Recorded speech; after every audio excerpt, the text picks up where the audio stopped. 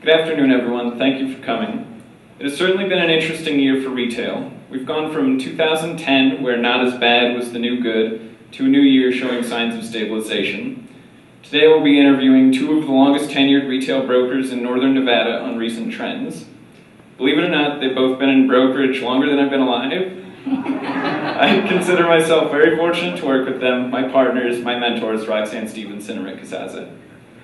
Roxanne, the first question is to you. Are you sorry to say goodbye to 2010?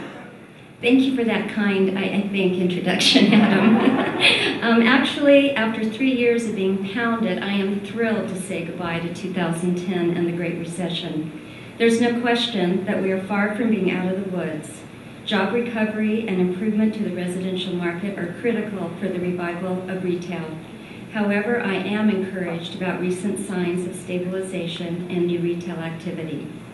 As the year ended, both the outlook and statistics did improve. You mentioned improved statistics. Rick, how did the year end? Well, the good news is that we believe we've hit bottom.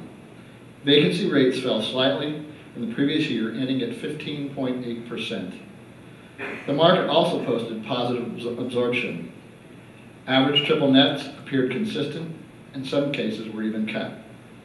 Roxanne, with vacancy rates dropping a little, is it still a tenant's market, and what is happening to rents? Because retailers don't have a shortage of availabilities, it is a tenant's market, and they are not shy about pitting one landlord against the other. Even in centers where landlords avoided a flood of vacancies, they probably are collecting fewer rent dollars as tenants press for concessions and leases rolled over to lower market rates. Although asking rents did decrease slightly, we believe that they are leveling out. Holiday sales are viewed as an excellent indicator for retailers for the upcoming year. Rick, how was the 2010 holiday season? ICSC reported a 4% increase over the previous year. This was the largest increase in 4 years. In addition, e-commerce was up 12%, an all-time high. The season will also be remembered for an exceptional Cyber Monday after Christmas, which was the first billion-dollar spending day in history. In Washoe County, final sales data has yet to be released. However, after 4 years of declines, there's some good news as we posted a modest increase through November 2010 compared to the previous year. Annual taxable retail sales per capita peaked in 2006 and have decreased every year since. Roxanne, who are the holiday season's big winners? Top performers for the year included teen retailers, dollar stores, Amazon.com, and department stores, to name a few. The luxury goods market also started to rebound as higher income shoppers got fed up with skimping. Among discounters, Target emerged as the favorite over Walmart as consumers wanted value and quality. In electronics, anything with an Apple logo sold furiously, while flat-screen TVs and computer sales cooled. Rick, with lower rents and positive holiday sales, are more retailers opening this year? Retailers with cash in their coffers are actually taking advantage of both. We have seen several tenants announce that they are stepping up expansion. Value, discount, dollar, automotive, cell phones, and casual dining restaurants lead the pack. Can you expand on the activity in the restaurant segment for us? Well, although we lost a few restaurants last year, franchise quick serve and casual concepts are driving restaurant expansion. While independent restaurants have been hit the hardest the past 2 years, there are several local and regional chains vying to squeeze in among the national contenders and take advantage of the market conditions. Rick, not as many stores closed as in 2009, but still many doors were shuttered. Which ones were significant? Safeway and Save Mart closures were very impactful, as well as Saks off Fifth and the Jones New York concepts and the Legends. Restaurants such as Chili's, Austin's, Bully's, and the Melting Pot are also noteworthy. Roxanne, who do you think will be next? Borders Books continues to be on the watch list. Even with the recent loan from GE, it is expected that they will still file Chapter 11 and that a large number of underperforming stores will close. Office Depot is running third in a 3-horse race, and industry experts don't believe they will survive. As for Blockbuster, the writing's on the wall. JCPenney's announcement that they are phasing out of the catalog business will result in the closing of all of their outlet stores. Other than those mentioned, we don't see other chains closing down, just more pruning and consolidations.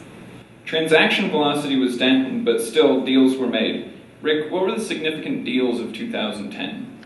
There were several important transactions done last year, as shown on the slide, including Einstein's, Total Wine, Charming Charlie's, Pier 1, Famous Dave's, and TJ Maxx. We would be remiss if we didn't mention Carson City and Douglas County as well, where Kohl's opened in Eagle Station, and deals were completed with Olive Garden, Big Five, and Big Lots, all in Southgate. Personally, I know I'm excited about Total Wine and more. Roxanne, since you brought them to our market, what makes this such a big deal? Total Wine and More market themselves as America's wine superstore. They carry over 8,000 different wines, 2,000 types of spirits, and 1,000 beers. Their emphasis is on fine wines from every wine-producing region in the world with the lowest possible prices. They will open in April in the former Linens and Things space and are truly a concept that does not yet exist in Northern Nevada. Roxanne, what are your thoughts on the grocery sector as more players look for a piece of the pie?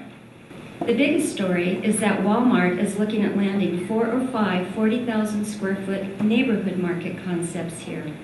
These stores will have a pharmacy and will be positioned to fill in the holes not already served by one of their supercenters. The grocery industry is changing, as is the way consumers shop for food. Retailers, better known for selling clothes or prescriptions, such as Target, Walgreens, and CVS, are expanding into the grocery business in a big way. Sunflower, Sprouts, and Hispanic grocers are looking for locations, and dollar stores are enlarging their food aisles. Add Costco and other warehouse clubs into the mix, and it's easy to see how the traditional supermarket is being squeezed. Weak regional chains could one day be at risk. Rick, most people think construction is pretty much halted. Are there any new projects underway or proposed? The pullback in construction will help recovery as existing space is absorbed. Walmart is driving most of the new construction with the recent completion of their Glendale store and the new project underway in North Valleys. While many of the proposed projects have been canceled, we believe that Park Lane Promenade is one major retail project that will be built as soon as they secure an anchor tenant. Additionally, Keystone Commons, previously Keystone Corners, is slated for redevelopment and expansion this year. Roxanne, in keeping with the theme of the night, what other trends should we watch for? The retail store is no longer the center of the retail world. Consumers now have access to anything they want 24/7, so we expect to see more e-commerce, social networking, and smartphones being used as retailers connect to shoppers wherever they are and whatever their demographic. Look for more stores within stores.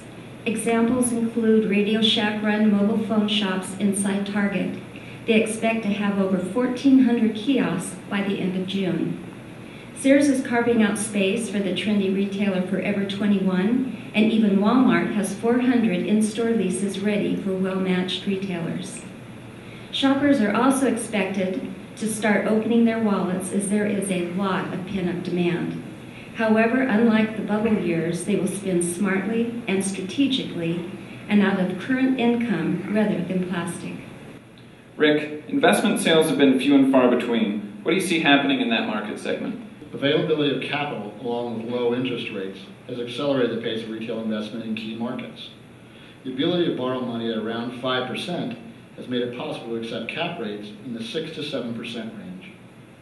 While most investors have decided to play it safe and purchase A-plus grocery-anchored and triple net lease properties over the past year, with the low interest rates, we do foresee investors looking to Class B and some Class C assets.